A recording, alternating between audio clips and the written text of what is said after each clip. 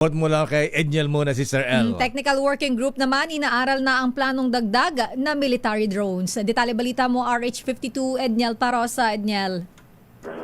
Lakay at Sister L, pinag-aaralan na ng Philippine Air Force sa mga planong military grade drones para maidagdag sa kanilang kasalukuyang fleet.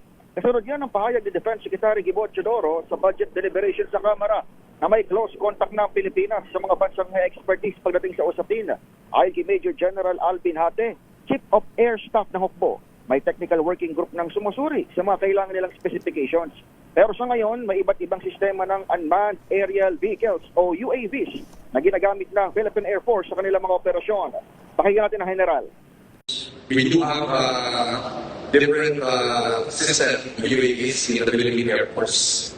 That's clear. And as far as the plan of acquiring it, we have a technical working group working on it. So the specifics of which we cannot simply divulge in this work.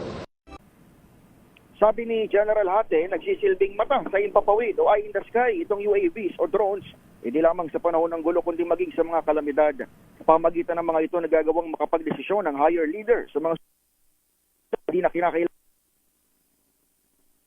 personnel. Samantala, kailan dito tayo sa lungsod ng Mandaluyong, partikular sa may Lasal Green Hills, sapagkat ginawa mo ng online ang klase ngayong araw hanggang bukas araw ng Biyernes dito sa nabanggit na pribadong paaralan. Ito ay upang bigyan daan ang on-site na investigasyon higil sa kanilang natanggap na security concern.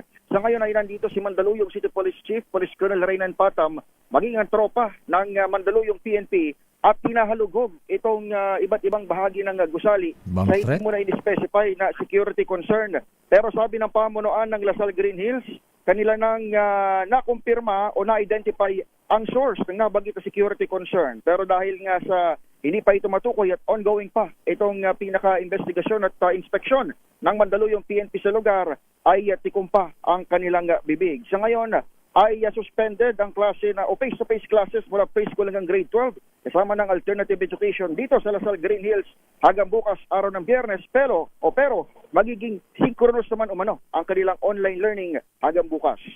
Ako si Edniel Parosa, DZRH, una sa Pilipinas, una sa Pilipino.